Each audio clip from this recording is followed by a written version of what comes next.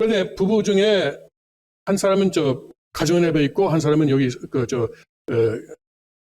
생쥐 다니는 경우가 안타깝게도 적지 않다는 것을 우리가 보고 있습니다. 그런 경우는 어떻게 하느냐? 이건 역시 사탄과의 싸움이에요. 사탄과의 싸움입니다. 사탄이 내 남편을 뺏어간다고? 내 아내를 뺏어간다고? 아니다. 그것은 내가 절대 허락할 수 없다. 1년이고 5년이고 10년이고 나는 반드시 사탄하고 싸우고 다시 이제 내 아내면 아내, 남편이면 남편을 사탄으로부터 내가 다시 이제 뺏어오겠다. 이런 각오로 우리가 사는 것이 이제 필요하지 않겠는가. 그렇게 저는 생각합니다. 그런 경우는 부모가 있으면은 부모하고 함께 기도한다든가 가능한 많은 사람들이 함께 기도하는 것이 중요할 것입니다. 또 자식 중에 또 가정연합에 다니고 있는 사람들이 있으면은 역시 이것도 부부가 하루에 한 번씩 시간을 정하고 그리고 이제 성초를 켜놓고 기도하는 그것이 매우 중요하다고 생각합니다. 결국은 기도가 우리의 핵폭탄이에요. 그것이 우리의 가장 강한 무기입니다. 가장 강한 무기입니다. 예. 어떤 기도를 해야 될지 모른다면은, 그러면은, 가정 맹세를 부부가 하루에 한 번씩 외우는 것도 좋습니다. 아버님께서 주신 본체론에 의하면은, 보면은, 가정 맹세는 기도 중에 기도다. 이렇게, 이런 말씀이 있습니다. 그러면 기도 중에 기도라면은 그때 써먹는 거지. 그렇지 않습니까? 기도가 가장 강한 무기고, 기도 중에 기도가 있으면은, 그건 핵폭탄 중에 핵폭탄이에요. 오늘 3절, 4절만 외웠습니다만은. 부부가 하루에 한 번씩 성초를 켜놓고 그 중의 핵폭탄을 하루에 한 번씩 쏴도 저는 아주 효과가 있을 거라고 생각합니다. 물론 지금 하루 이틀 만에 효과가 나오는 것은 아니에요. 또 1년, 2년 만에 나오는 것도 아닐 수도 있습니다. 왜냐하면 상대방도 5%가 있으니까. 그리고 사탄은 꽉 잡고 있어요. 꽉 잡고 있어요. 그리고 이대왕님에 대한 프로파간다를 얼마나 많이 좀 퍼뜨리고 있어요. 아주 엉뚱한 프로파간다를 많이 퍼뜨리고 있지 않습니까? 그것을 다 깨뜨리고 그리고 사탄을 깨뜨리고 내 자식을, 내 아내를, 내 남편을 다시 이제 사탄으로부터 뺏어오려면은 그냥 보통 노력은 안 됩니다. 반드시 이제 매일 기도를 하는 것이 중요합니다. 그러면은 어떤 사람은 이제 법원에 가서 이혼 소송을 합니다. 나 이혼했다. 그런데 그것은 축복에는 아무런 상관이 없어요. 네. 가톨릭 교회도 그래요. 가톨릭 교회도 법원에 한 이혼은 가톨릭 교회에서도 교법에서 자기들 교법에는 인정하지 않습니다. 아무런 상관이 없습니다. 우리도 그래요. 축복을 세상의 세속적인 법원에서 축복을 마음대로 깨요? 천만의 말씀이에요. 축복은 참 아버님이 주관하시는 것입니다. 참 아버님. 어떤 판사가 하는 게 아니에요. 어떤 경우는 이혼을 하는 사람이 있습니다. 여러 가지 사정으로. 그렇지만 축복은 살아 있습니다. 살아 있어요. 제가 이제 세계 선교 본부장을 하다 보니까 이거 하기 전에는 우리 부부끼리 잘 살았어요. 다 이제 행복하게 살았는데, 이제 본부장 하니까 다른 가정들의 사정을 알게 되고, 참 마음 아픈 경우가 아주 많습니다. 옛날 같으면 이런 거 모르고 살았을 텐데, 그래서 딱 한 번은 제가, 그런 법적인 이혼을 제가 추천한 적이 있어요. 사람은 아내 폭력이라고 있지 않습니까? 그것은 이제 육체적인 폭력도 있고 정신적인 폭력도 있습니다. 근데 오늘 가정은 이제 아이가 하나 있고 그 아이가 그때 당시 아마 12살, 13살 그 정도였는데 그 아이가 자기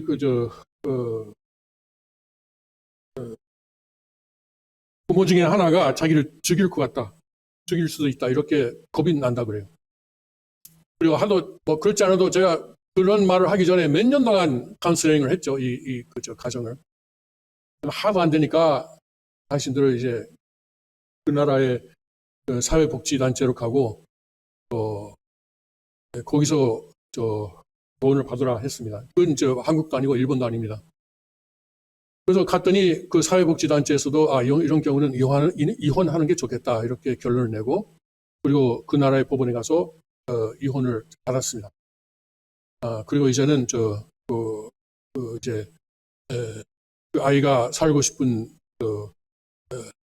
부모하고 살고, 그리고 이제 다른 부모는 이제 그 부부 중에 하나는 완전히 가정을 떠났어요. 아내 폭력의 경우는 아무튼 그런 환경에서 빠져나와야 돼요.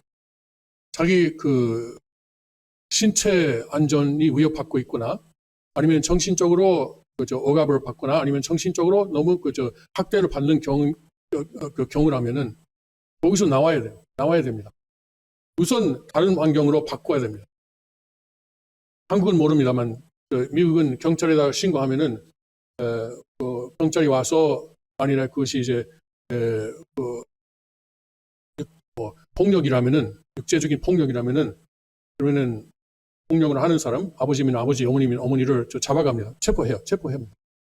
그것이 이제 형사 사건으로 됩니다. 그런데 그런 경우에도 그것은 이제 축복은 살아있어요. 그것은 축복을 깨는 조건이 되지는 않습니다. 이건 우리가 정하는 게 아니고, 이제 아버님께서 세 가지 경우를 정하셨는데, 세 가지 경우에는 그것은 들어가 있지 않습니다. 계속 따로 살아야죠.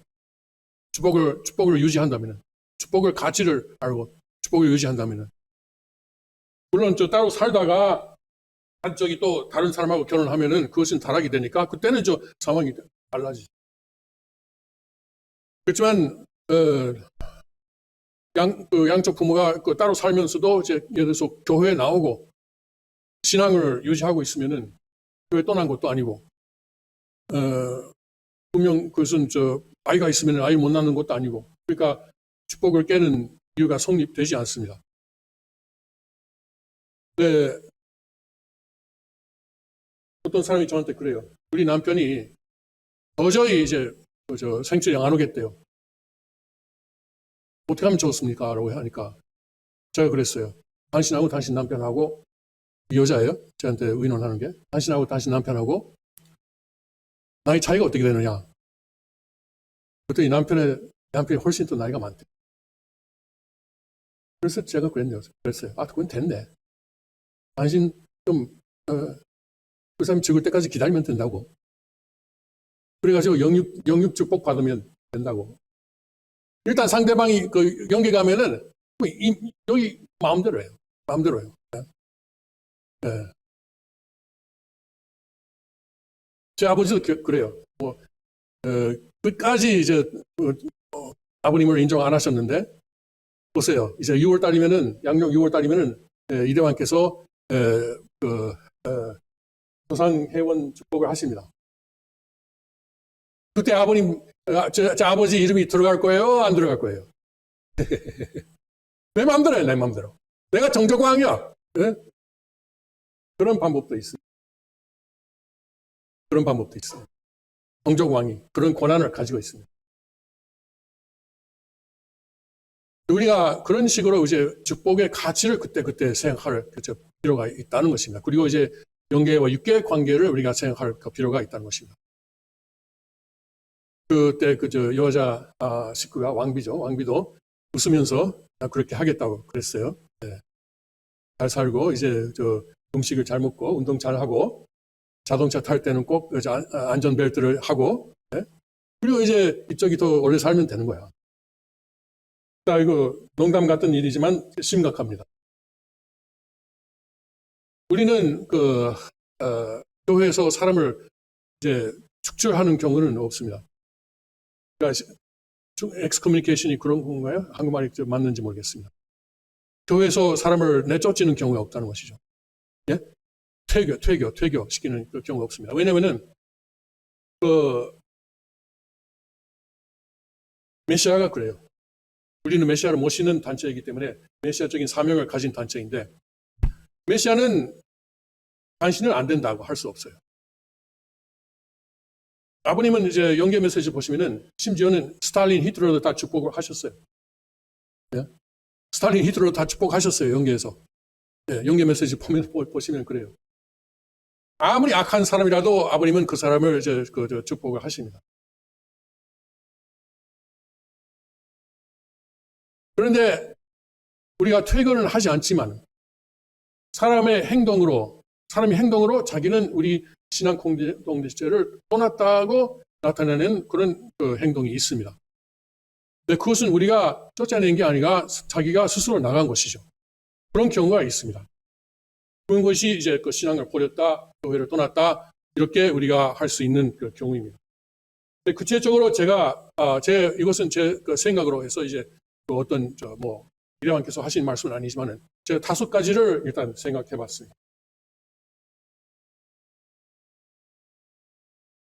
첫 번째는, 이건 당연한 것이지만, 내가 새로운 잠품보다, 네?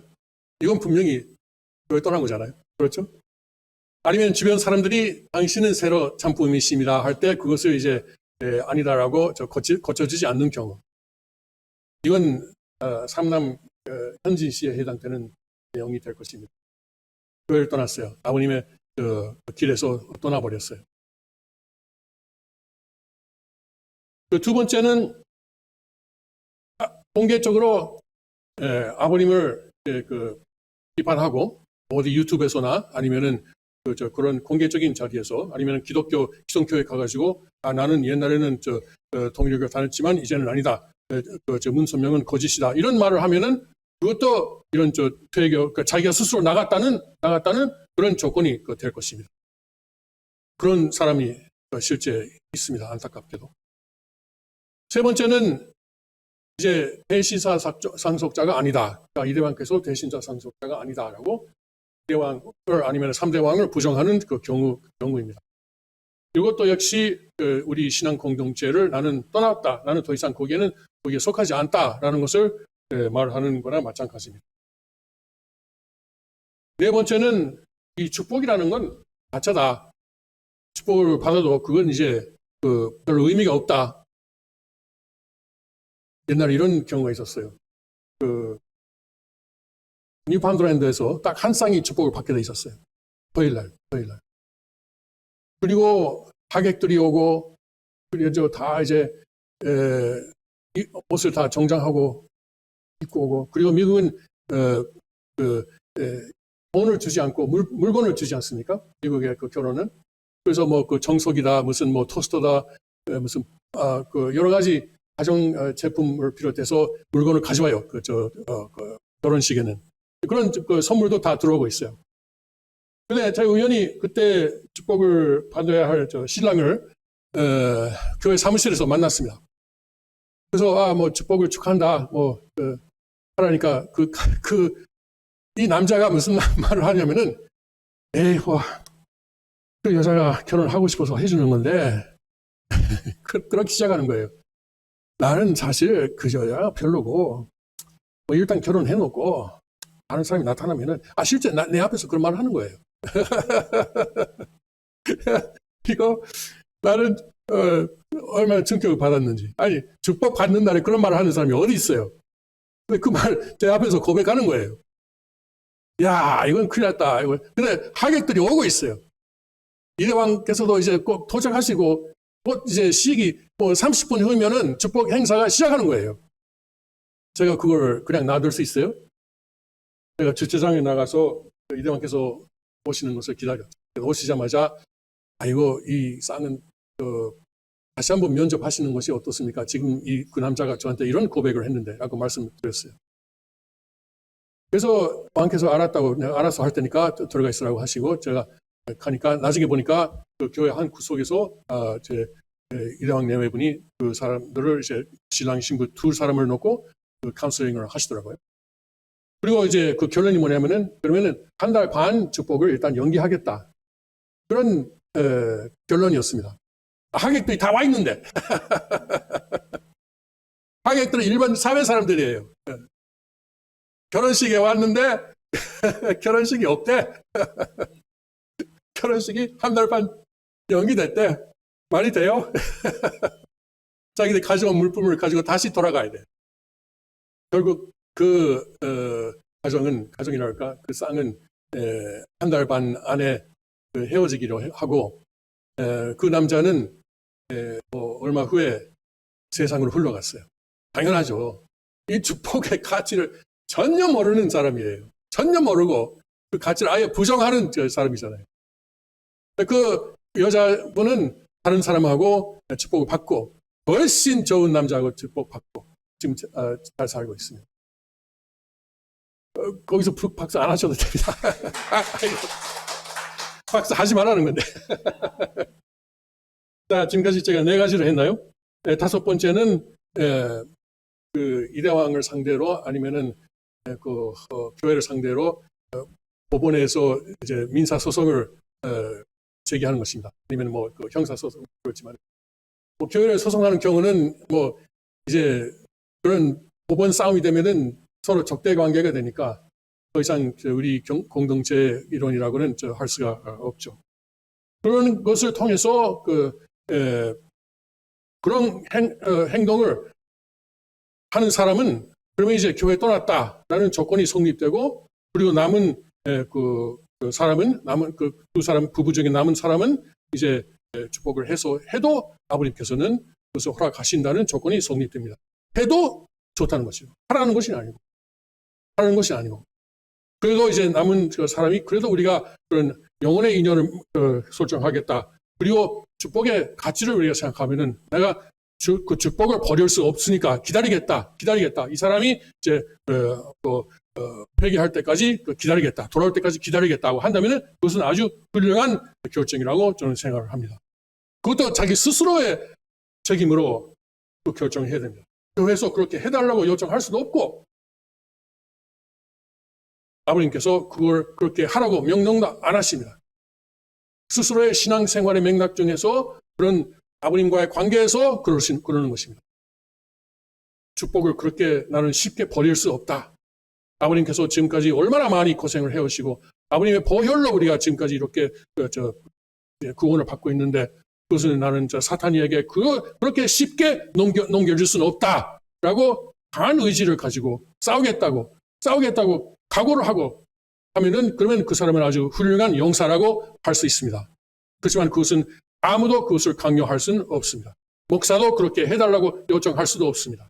어디까지나 그것은 자기와 책임에서 해야 되는 것입니다. 그렇게 해서 그 축복을 해소할 수 있는 경우가 3가지입니다. 하나는 타락, 하나는 이제 아기를 못 낳는 것, 하나는 한쪽이 교회를 떠나고 신앙을 버리는 경우. 이 3가지가 있습니다만은 어느 3가지에서도 그것은 어디까지나 남은 사람이 그런 옵션, 그런 권한을 갖게 된다는 것이지 반드시 그렇게 해서 이제 그 축복을 깬다는 것은 아닙니다. 그것은 자동적으로 되지 않고 남은 사람의 자유와 책임이 걸려 있는 것입니다. 우리가 그 축복의 가치를 생각할 때 하면서 다시 한번 이제 기도를 통해서 아버님께 물을 묻고 그리고 결정해야 되는 그런 상황이 발생할 것입니다. 물론 그때는 조건을 세우고. 이 용언이라는 말은 아주 엄청난 말이죠. 용언. 여러분 여기 계시는 분들 선배 가정들은 뭐 50년 이상 축복받은 지 50년 이상 되신 분들은 뭐 많고 또 60년 되신 분들도 계실 것입니다. 저희 육전 가정 같은 경우는 올해가 이제 44년째죠. 10월이면. 그러면 그 수십 년이라는 짧은 기간에서도 이건 영원하고 비교하면은 아주 짧은 기간입니다. 그런데 그 짧은 기간 중에서도 얼마나 많은 사건이 있었으냐. 부부 사이. 눈물을 흘리는 경우가 많았을 것입니다. 그런데 우리가 여기서 이제 축복 가정으로 앉아 있다는 것은 그런 어려움을 다 그때 극복했다는 증거입니다. 지금 그 축복 길을 시작하는 젊은이들도 그것을 알아야 됩니다. 알아야 돼요. 축복을 받았다고 해서 그것이 이제 뭐 하루하루가 순탄하고 이제 행복하냐? 그렇지 않습니다. 날씨도 그렇지 않습니까? 요새는 뭐 추웠다고 더웠다가 더웠다가 뭐 여러 가지 있는데 이 결혼 생활도 축복 생활도 그런 경우입니다. 행복한 날들이 많고 또 참을 수 없는 배신을 당하는 것처럼 좀 느껴지는 날도 있을 것입니다. 그럼에도 그것을 이제 극복하고 그것을 사탄과 싸우고 사탄에게 축복을 빼앗기는 일이 없도록 싸우는 것이 우리의 사명이다. 저는 그렇게 생각하고 싶습니다. 우리가 용사라면은 싸우는 사람들입니다. 싸우는 사람들이에요. 누구랑 싸우냐? 부부끼리 싸우는 게 아니에요. 그건 용사가 아닙니다. 부모 자식 간의 싸움도 아닙니다. 용사는 우리가 여기서 말하는 용사는 사탄과 싸우는 사람들입니다. 사탄과 통일의 용사, 사탄과 싸우는 용사들입니다. 이걸 우리가 반드시 알아야 되겠습니다.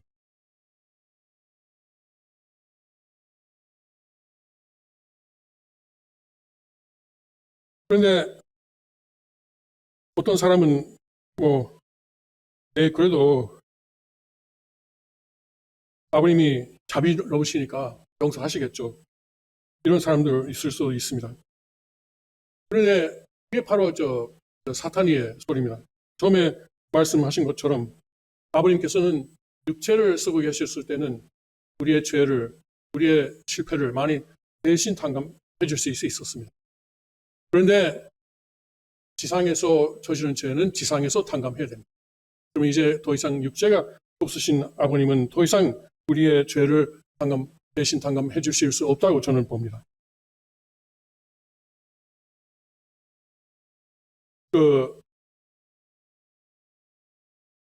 구약 성경 창세기 3장을 보면은 루시엘이 해와하고 대화를 합니다. 제가 한번 그것을 3장 1절에서 5절까지 봉독하고 소개하겠습니다. 그런데 뱀이라는 것은 루시엘이죠.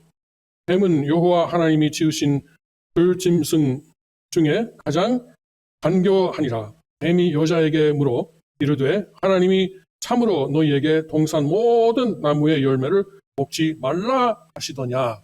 먹지 말라 하시더냐. 좀 이상하게 질문을 하죠. 먹지 말라고 하시더냐. 여자가 뱀에게 말하되 동산 나무의 열매를 우리가 먹을 수 있으나 동산 중앙에 있는 나무의 열매는 하나님의 말씀에 너희는 먹지도 말고 만지도 말라. 너희가 죽을까 하노라 하셨느니라. 네, 여기서 뱀은 뭐라고 하면은 뱀이 여자에게 이르되 너희가 결코 죽지 아니하리라. 그러니까 그런 거 그건 믿지 마요. 설마 하나님이 얼마나 자비로우신 분인데 그 열매를 먹었다고 하나님이 당신을 죽이겠어요? 이렇게 뱀이 꼬시는 거예요. 아버님, 하나님은 자비로우세요. 아버님도 자비로우세요. 그런데 문제가 뭐냐면 원리가 있어요. 원리가 있어요. 원리가. 여기서는 물론 이제 간통을 하지 마라. 그러니까 섹스하지 마라는 것이었는데 특히 이제 전사장하고 이제 간통하지 마라. 그런 이야기가 지금 오가고 있는 거예요. 여러분 다락론을 아시니까 제가 그런 걸 다 빼고 말씀드리겠습니다. 한번 우리가 섹스했다고 아버님이 하나님이 당신을 죽이겠어요? 그런데 하나님이 죽이는 것이 아니고 그 당연한 결과로서 하나님과의 관계를 끊기는 거예요. 하나님의 관계가 끊기는 거예요. 하나님이 자비롭고 그렇지 않고 그런 문제가 아니고 그렇게 섹스를 함으로써 사탄의 주관권 하에 들어가 버리는 거예요. 그렇지 않습니까? 그것이 이제 당연한 결과가 있는 거예요. 그것은 원리에 의한 결과입니다. 아브라함도 그래요. 아브라함이 상진 헌제를 하라고 하나님한테 지시를 받았지 않습니까? 우리가 단감 조건을 대해서 배울 때 세 가지 단감 조건이 있죠. 하나는 동일한 것, 하나는 보다 작은 것, 하나는 보다 큰 것. 그러니까 상진 헌제는 보다 작은 단감 조건이 되고 우리가 축복받는 것도 사실 훨씬 작은 것이죠. 그런데 아브라함이 상진 헌제에서 실패하니까 어떻게 됐어요? 첫째는 자기 아들 이삭을 번제할 의사를 보여줘야 할 일이 생겼고 두 번째는 아브라함의 후손들이 애굽에 들어가고 400년 동안 고역을 해야 할 조건이 생긴 것입니다. 그런데 여기서 중요한 것은 아브라함은 직접 애굽에 들어가진 않았어요. 이삭도 안 갔어요. 누가 갔냐면은 손자 야곱이 갔고, 그리고 그 증손자 요셉을 필요한 요셉의 12형제하고 그 가정들이 들어갔습니다. 그러니까 우리가 이제 아버님의 그런 법을 어길 때 그 탕감은 우리가 하는 것보다도 우리 후손들이 하는 경우가 있다는 것을 우리가 알아야 됩니다. 우리가 축복을 깨고 다른 사람하고 축복받고 그것이 아무것도 아닌 것처럼 보일 수도 있지만은 아브라함도 이제 직접 탕감 조건을 자기가 이삭을 번제할 의사를 보여주면서 보여준 것도 있지만 그것보다 훨씬 더 심한 탕감이 이제 후손들이 400년 동안 애굽에서 고역 생활을 할 수밖에 없게 됐다는 것이 있다는 것입니다. 여기에는 애누리가 없어요. 애누리가 없어요. 그러니까 축복은 무섭다 이겁니다. 축복은 무섭다. 그걸 하는 것입니다. 그리고 한 가지 또 제가 소개한다면은 레위기 18장 1절부터 4절까지 내용을 제가 소개하겠습니다. 레위기 18장 1절부터 4절입니다. 여호와께서 모세에게 말씀하여 이르시되 너는 이스라엘 자손에게 말하여 이르라. 나는 여호와 너희 하나님이니이다.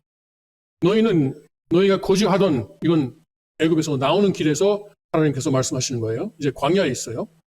너희는 너희가 거주하던 애굽 땅의 풍속을 따르지 말며 내가 너희를 인도할 가나안 땅의 풍속과 규례도 행하지 말고 너희는 내 법도를 따르며 내 규례를 지켜 그대로 행하라.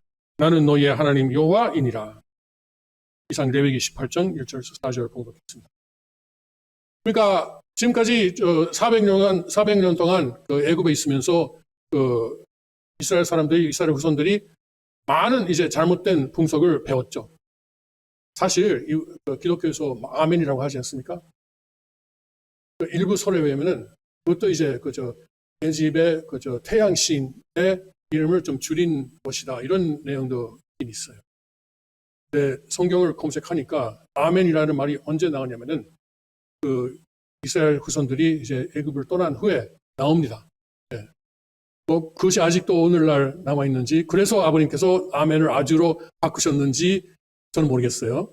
그렇지만 그런 가능성도 있지 않을까 그렇게 생각합니다. 아무튼 애굽에서 많은 400년이래요. 400년 얼마나 깁니까? 이조 시대 250년이고 500년이고 그러면 거의 이제 까지 가는 거잖아요. 그러면 많은 잘못된 풍속을 배웠어요. 그런 거 이제 버리라는 거죠. 딱 버리라는 거죠. 그리고 이제 가나안 땅에 들어가면은 이상한 것 거기서도 이상한 것을 한다. 그것도 따르지 말고 그러면 뭘 따르라는 거예요? 너희는 내 법도를 따르며 내 법도를 하나님의 법도를 따라야 된다. 이렇게 말씀하셨습니다. 왜냐면은 이스라엘 후손들은 선민이니까. 선민이 뭐냐? 엘리트예요, 엘리트. 엘리트라고 해서 비행기 탈 때 1등석에 들어가는 게 아니에요. 엘리트라고 해서 뭐 하냐면 그러면 이제 오히려 위에서 살아야 되는 사람들입니다. 그러니까 예수님도 나는 섬김을 받기 위해서 온 것이 아니라 섬기기 위해서 왔다고 하셨지 않습니까? 우리도 그래요. 우리가 그래서 우리가 선민이다 이거예요. 축복 가정들이 선민이다 이겁니다. 아버님께서 하나의 세계 축복 가정들이 하나의 정족이라고 하셨지 않습니까? 전 성경에서. 그러니까 오늘날의 이제 이스라엘 사람들, 오늘날의 선민이다 이겁니다. 그런데 선민이면은 주변 사람하고 똑같이 살면 안 된다라는 것을 하나님께서 이 레위기에서 말씀해 주시는 거예요. 이 주변 사람들이 어떻게 살든 간에 그 이혼율이 47%이든 간에 45%이든 간에 86%이든 간에 하나님의 법도를 따라야 된다. 이렇게 하나님은 말씀해 주시는 것입니다. 이게 중요합니다. 우리는 보통 사람들하고 달라요. 보통 사람들하고 달라요. 회사 회식에 나갔을 때 술잔이 돌아올 때 어떡합니까? 많은 사람들이 이거 고민했을 거예요. 그런데 우리는 특별한 삶이에요. 우리는 남들처럼 살면 안 됩니다. 남들처럼 살면 안 됩니다. 에이, 다른 사람들이 다 그렇게 하는데 이런 말이 안 통합니다. 그것이 선물이다. 그래서 우리는 이제 축복의 진짜 의미, 진짜 가치를 생각하고 그것이 이제 우리가 기뻐하고 그리고 축하하는 내용인 동시에 그것이 얼마나 무서운가라는 것을 다시 한번 생각하면서 여러분 오늘 집에 가시면은 꼭 부부끼리 한번 기도해 주세요. 기도해 주세요. 예, 제 부탁입니다. 예. 그렇게 해서 우리가 사탄을 이기고 사탄에 대한 독립을 하고 그리고 엘리트답게 살고 선민답게 살고 이 세상에 하나님의 천국을 건설하고 그리고 이혼 제로 이걸 실천합시다. 헌즉 그 현장 가면은 뭐 사고 제로라고 운동이라고 하지 않습니까? 우리는 이혼 제로 이 운동을 합시다. 그렇게 하면은 그렇게 하기 위해서는 우리가 이제 젊은 부부들을 많이 도와줘야 돼요. 많이 도와줘야 됩니다. 그렇게 합시다.